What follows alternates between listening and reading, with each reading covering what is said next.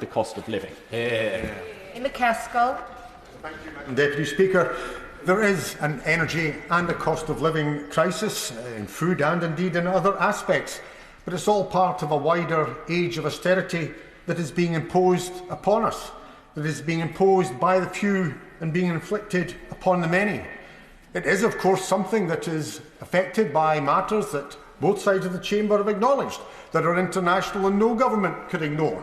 But fundamentally, it is political choices that have been made, not just recently, but over decades, that are fundamentally causing the issues and the problem. It's not simply the plight of the poorest that I'll come to, but the middle class are now being squeezed.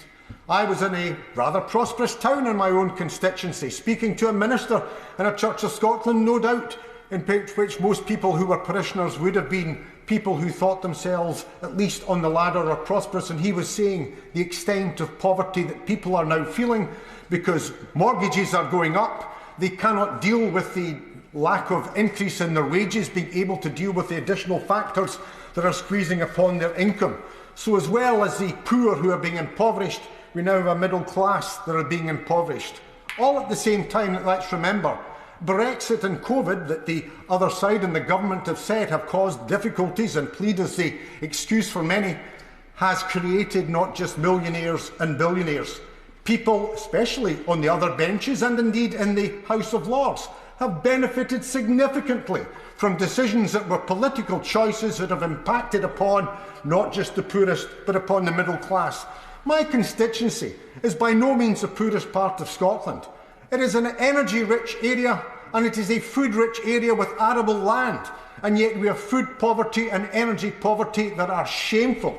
The situation with regard to food poverty was brought to my attention by the local food bank.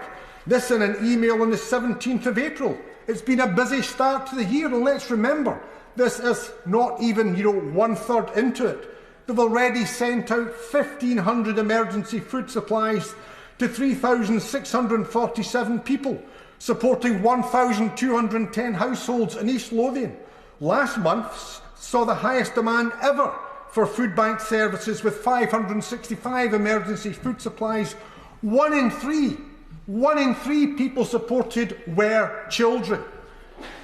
Two-thirds of those being referred were people who were on income and benefit or at work, but they simply could not make ends meet. That is the situation that we have got into. It cannot be blamed upon Putin simply or upon weather and other catastrophes. It is down to political choices that have been made, as the member from West Derby said, not simply in recent years with Brexit and COVID, but over decades by governments. When we have an energy-rich country, when we have an energy-rich county, because East Lothian has Torness Power Station, it is the offshore wind coming ashore at Cockenzie and Torness, and yet we have fuel poverty to match the food poverty that exists.